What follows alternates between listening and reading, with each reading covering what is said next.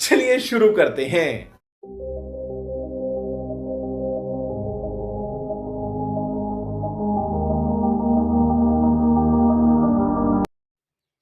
इंसान जो है पहले से ही प्रैक्टिकली सोचने, समझने और परीक्षाओं में विश्वास करने वाला ऐसे जीव होता है जो कि पूरे जो सृष्टि होता है उसको अपने हिसाब से क्लासिफाई किया, अपने हिसाब से अलग अलग सेपरेट जीव जंतुओं को रखा ताकि खुद को सहूलियत हो कि कौन सा जीव क्या है, कौन सा जीव क्या है।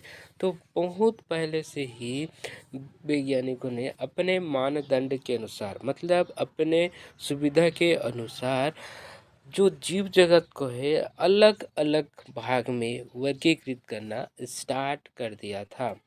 और ये जो स्टार्टिंग किए थे वो ज़्यादा कुछ तो नहीं, बट उसके उसके बुद्धि उसकी सहजता के अनुसार से जो जीव होते हैं उसके भोजन मतलब खाना, उसका वस्त्र, उसके आवास मतलब कहाँ रहता है, ये सभी के आधार पर जो सामान्य उपयोगिता, जो यूजफुल, जो उसकी आवश्यकता होता है उसके जीवन को निभाने के लिए, उसके आधार पर जो वैज्ञानिक हैं उन्होंने अलग अलग डिवाइड किया था। अब जब पहले क्लासिफिकेशन स्टार्ट हुआ, पहले अटेम्प्ट लगाए हमारे वैज्ञानिकों ने, तो जो ऑर्गेनिज्म है, जो लिविंग ऑर्गेनिज्म है उसके लक्षणों, उसके आकारिकी लक्षण मतलब उसकी बनावट के आधार पर उन्होंने क्लासिफिकेशन किया। तो पहले जो है प्लांट मतलब पौधों को इन्होंने क्लासिफिकेशन किया। तो जो प्लांट्स अधिक ऊंचे रहते थे उसको वृक्ष बोल दिए। फिर उसके बाद उससे थोड़े से छोटे वाली को झाड़ी बोल दिए। फिर उसके बाद में जो शाख मतलब जो और जो झाड़ियों से और छोटे रहेंगे उसको हम लोग ने शाख, इस प्रकार तीन डिवाइड किए प्लांट्स को। और एनिमल्स को तो इन्होंने तीन भाग तो डिवाइड कर दिया प्लांट्स को। तो ज़्यादा ऊंचा वाला रहेगा उससे ट्री बोलेंगे, उससे कम वाला को झाड़ी बोलेंगे, और उससे और कम वाला को, कम हाइट वाला को हम लोग साग बोलेंगे। मतलब उसके लक्षणों के आधार पर किस प्रकार से वो दिख रहा है उसके आधार पर हमने क्लासिफिकेशन किया। अब बारी आती है एनिमल्स की। तो एनिमल्स में जिसमें लाल मतलब रेड ब्लड पाया जाता है और एक अनुपस्थित होता है, इसके आधार पर दो भाग में एनिमल्स को इन लोग ने डिवाइड कर दिया था। तो इस प्रकार से पहला अटेम्प्ट जो है वैज्ञानिकों ने पुरातन काल में अपने हिसाब से अपने जो ऑर्गेनिज्म को देखने के नज़रिए के अनुसार से उसमें उपस्थित कुछ लक्षणों के आधार पर, कुछ ज़्यादा लक्षण तो नहीं, उसके आकार्य के अनुसार से इसको डिवाइड किया।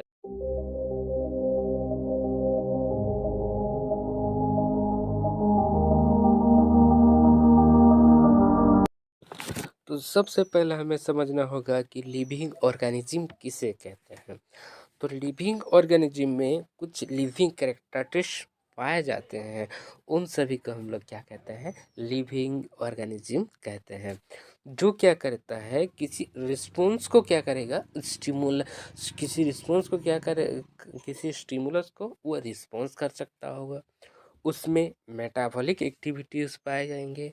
वो क्या करेगा, रेस्पिरेशन करेगा, वो ग्रोथ करेगा, डेवलपमेंट करेगा, रिप्रोडक्शन करेगा। तो ये कई सारे जो होता है वो लिविंग कैरेक्टरिस्टिक्स के अंतर्गत आते हैं और एक लिविंग ऑर्गेनिज्म के सिम्टम्स होते हैं। हो गया।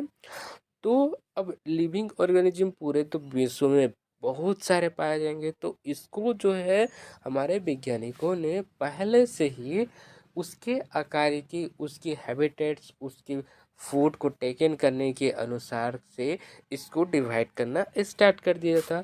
तो पहले इनफॉर्मल रूप में एरिस्टोटल जी ने फर्स्ट अटेम्प्ट किया था कि उन्होंने क्लासिफिकेशन किया था पूरे लिविंग वर्ल्ड को।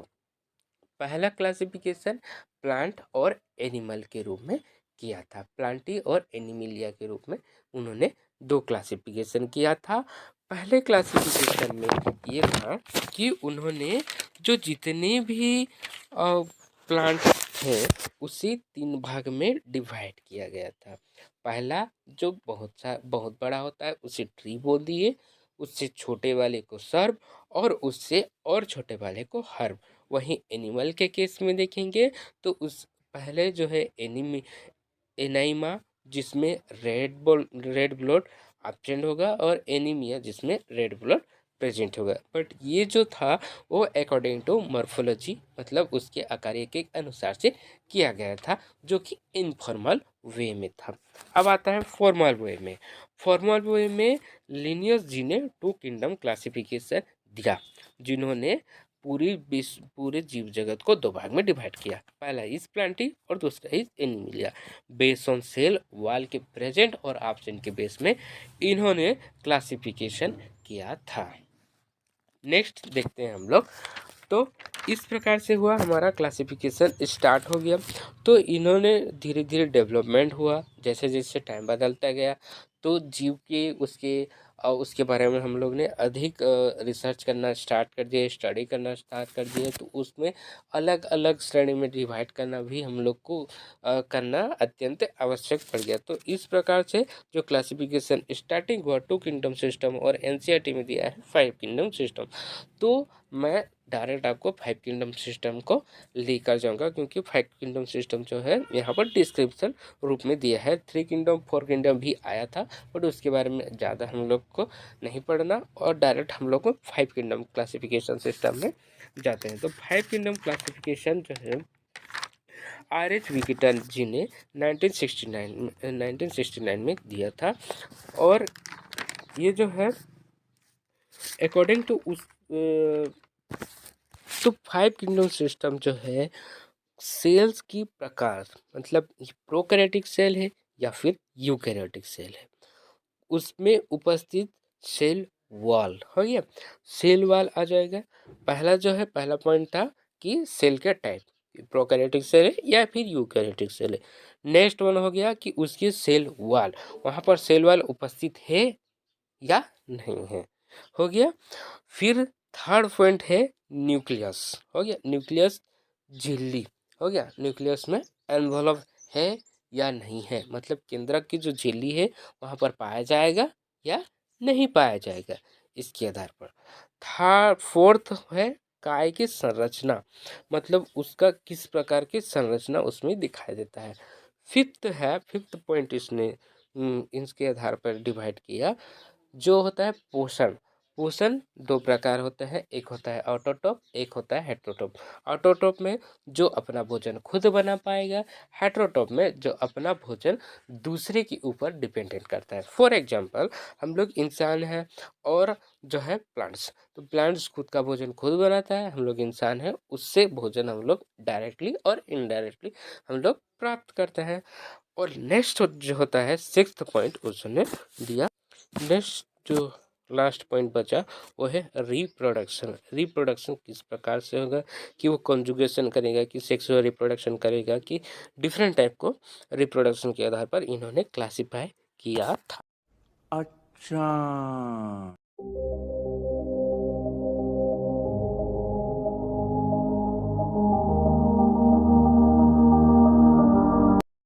तो ज़्यादा हम लोग देर नहीं करते हुए बैक्टीरिया के बारे में हम लोग जानेंगे, मतलब किंगडम मोनेरा के बारे में जानेंगे। ये इंटरेस्टिंग टॉपिक होता है कि मोनेरा के उसके किंगडम के बारे में उसके कैरेक्टरिस्टिक्स के बारे में हम लोग जानकारी प्राप्त करेंगे।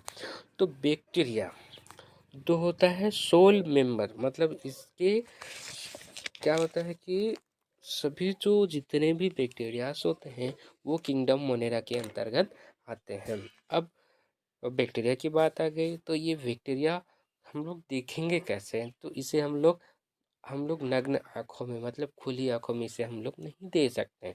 इसे देखने के लिए हमें माइक्रोस्कोप की ज़रूरत है। मतलब ये क्या होता है, सूक्ष्मजीवी होता है और ये जो होता है सभी जगहों में पाया जाता है। जो पूरा विश्व है उसके लगभग सभी जगहों में उपस्थित होता है। जब आप एक मुट्ठी रेत को उठाएंगे तो इसमें कई सारे जो है बैक्टीरिया आपको दिखने को मिल जाएंगे। और ये बैक्टीरिया जो होते हैं जिद्दी प्रकार के होता है। कैसे जिद्दी होता है, ये फेवरेबल कंडीशन में तो जीवित रहेंगे ही रहेंगे।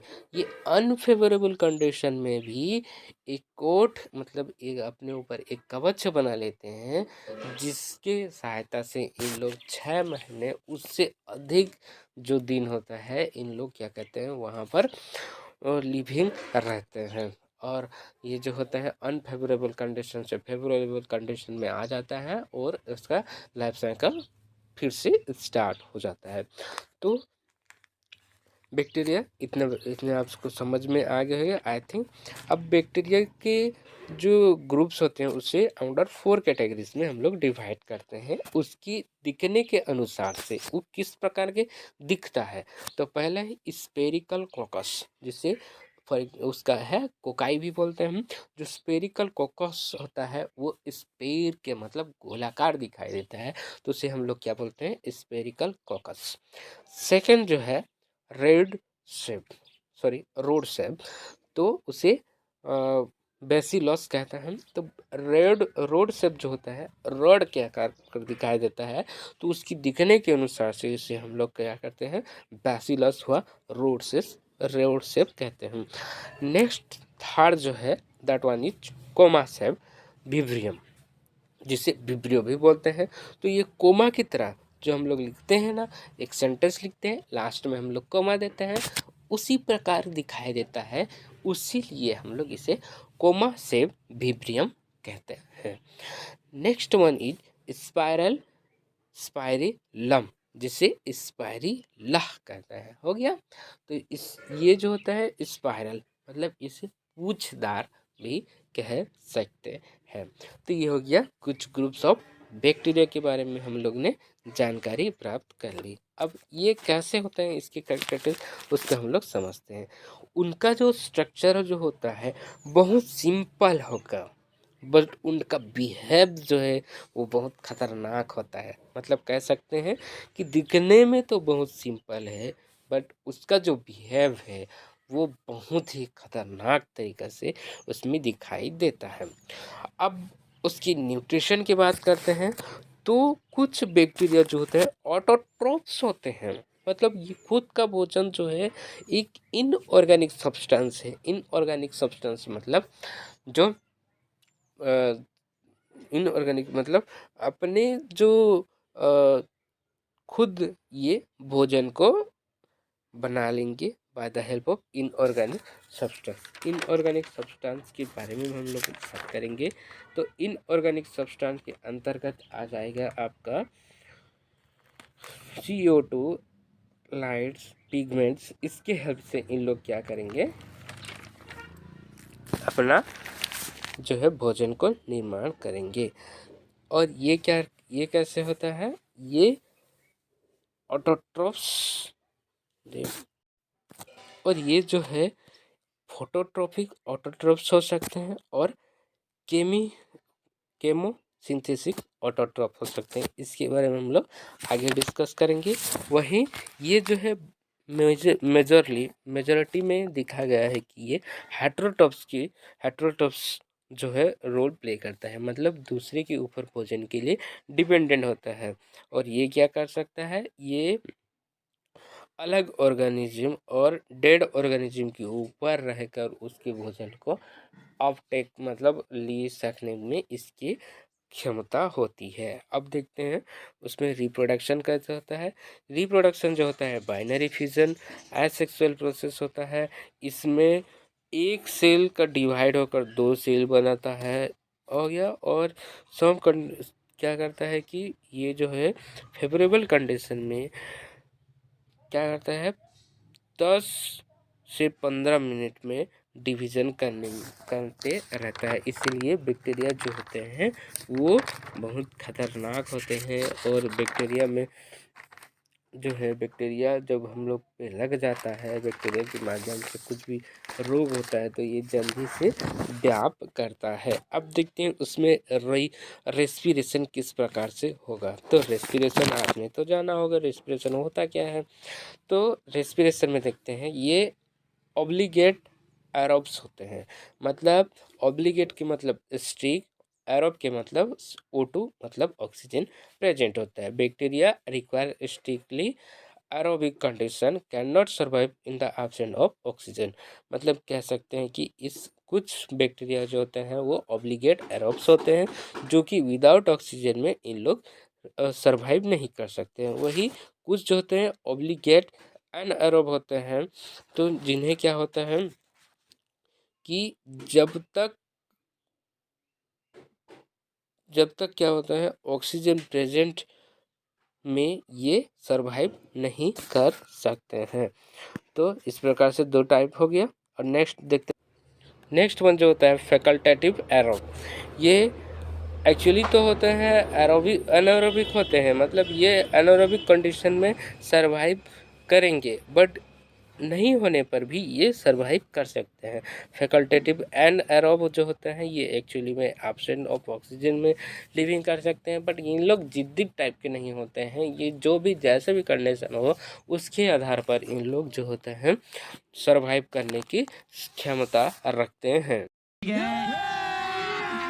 अभी मजा आएगा ना भिड़ो। आर्किया ये जो होते हैं विशिष्ट टाइप के, मतलब अलग प्रकार के बैक्टीरिया होता है।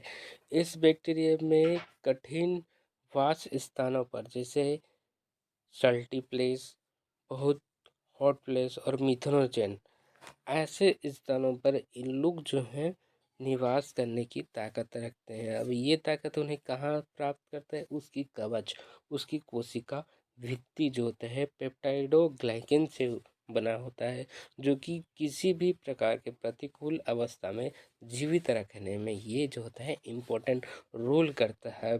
जो ये होता है प्रोटेक्शन की तरह, मतलब प्रोटेक्ट करता है उसको, सेल को जीवित रखने में ये जो है बहुत कारगर रोल प्ले करता है आर्के बैक्टीरिया को जीवित रखने में। तो कह सकते हैं कि उसकी जो कोशिका भित्ति जो कि पेप्टाइडोग्लाइकेन का बना होता है उसको क्या बोलता है, प्रोटेक्शन देता है जीवित रहने में, किसी भी प्रकार की अवस्था में फेवरेबल हो या फिर अनफेवरेबल कंडीशन में इसको रहने में हेल्प करता है आर्के बैक्टीरिया को।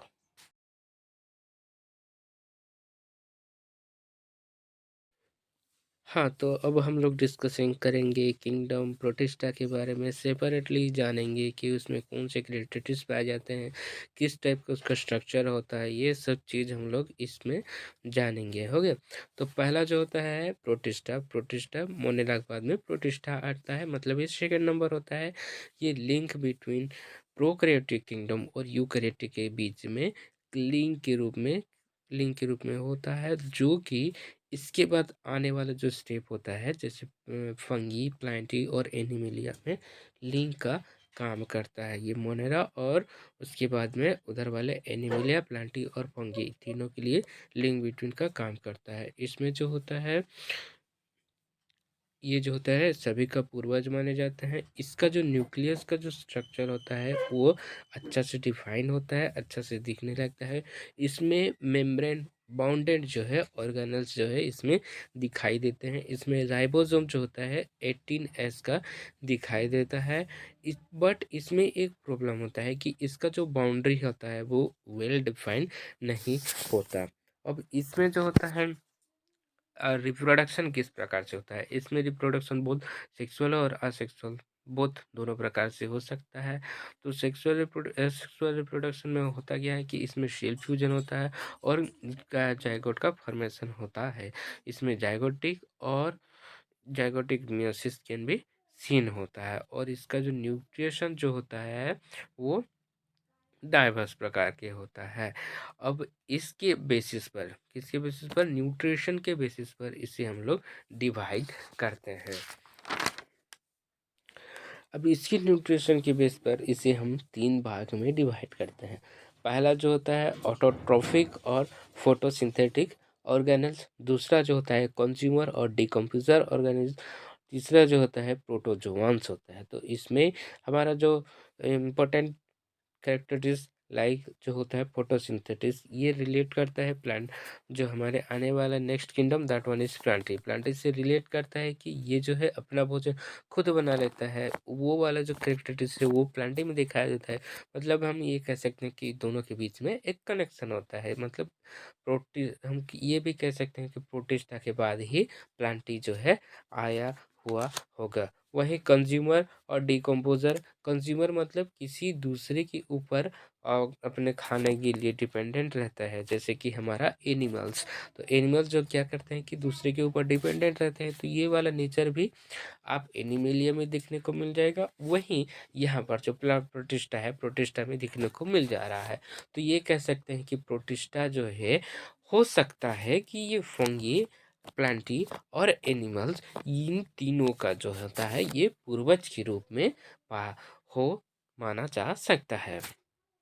अब नेक्स्ट जो देखते हैं, अब हम लोग देखते हैं कि प्रोटोजोन्स। मैं सीधा थर्ड वाले चीज पर ले जाऊंगा आप सभी को, और प्रोटोजोन्स को देखते हैं। तो ये क्या होता है, हेटरोट्रोप्स होते हैं। और ये किस प्रकार से लीव करते हैं, ये एक पैरासाइट की तरह से लिविंग करते हैं। मतलब दूसरे के ऊपर डिपेंडेंट रहते हैं, दूसरे में होस्ट के रूप में यहाँ पर जाएंगे और अपना लाइफ साइकिल जो है पूरा करते हैं। ये प्राणियों के पुराणात्मक संबंधी होते हैं, मतलब पुराने से पुराने इनके में संबंध पाया जाता है। इसको मेजरली 4 ग्रुप में डिवाइड करते हैं हम लोग प्रोटोजोन्स को। तो पहला होता है amoeboid protozoans, second was is flagellate protozoan, उसके बाद में सिलिएट प्रोटोजोन, उसके बाद में स्पोरोंजोइड प्रोटोजोन्स देखा जाता है। हो गया। तो पहला हम लोग डिस्कशन करेंगे एमोइड प्रोटोजोन। तो those organism live in fresh water, sea water और मॉइस्ट सॉइल में यहाँ पर दिखाई देता है। इसमें स्पूडोपोडिया पाया जाता है, जो कि उसको मूवमेंट और कुछ भी चीज़ को अपने फूड्स वगैरह को कैप्चर करने में काम करता है। वहीं ये क्या होता है, ये मेराइन फॉर्म में इसमें silica cells on their surface, मतलब उसकी जो बॉडी में होते हैं सिलिका पाया जाता है, जो कि उसको हेल्प करता है। और एक एग्जांपल देते हैं एंट अमीबा, जो कि पैरासाइट के रूप में काम करता है। फिर उसके बाद में देखते हैं flagellate protozoans. Member of this group are free living parasite, मतलब ये जो होता है फ्री लिविंग। सेकेंड जो होता है दे है फ्लैजेलेट, फ्लैजेलेट इसमें पाया जाता है, मतलब पूछ इसमें पाया जाता है। इसकी वजह से जो होता है स्लीपिंग सिकनेस का जो बीमारी होता है वहाँ पर इसका कॉज होता है। और एग्जाम्पल इसमें आ जाता है ट्राइपनोसोमा, इसका एग्जाम्पल आ जाता है। उसके बाद में थर्ड वन देखते हैं सिलिएट प्रोटोजोन्स। ये एक्वेटिक होता है और एक्टिवली मूवमेंट करता है, और ये इसमें सिलिया पाया जाता है। और ये क्या करता है, दे हैव अ कैविटी गटल that open to the outside of the cell surface. और ये एक कैविटीज, इसके एक कैविटीज होते हैं जो कि outside of the cell surface में दिखाई देता है। और ये जो होता है करते हैं। और नेक्स्ट जो होता है स्पोरोंजुआस। तो ये जो होता है malaria parasite which is cause of malaria. ये मलेरिया को क्या करता है कि कोजेस करते हैं। तो ऐसे हम लोग ने समझ लिया कि प्रोटोजोआंस की जो चारों की चारों जो है हमने ग्रुप को समझा। पहला ग्रुप में आ गया आपका एमोइड प्रोटोजोन्स, दूसरा आ गया flagella protozoans, third one is ciliate protozoans, उसके बाद में स्पोरोंजोआ प्रोटोजोन्स। तो इन चारों के बारे में हम लोग ने डिटेल से समझ लिया।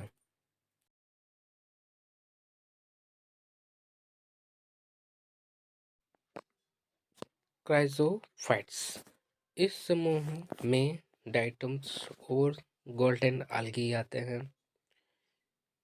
ये जो है समुद्री जल में और फ्रेश वाटर दोनों जगह पर पाए जाते हैं।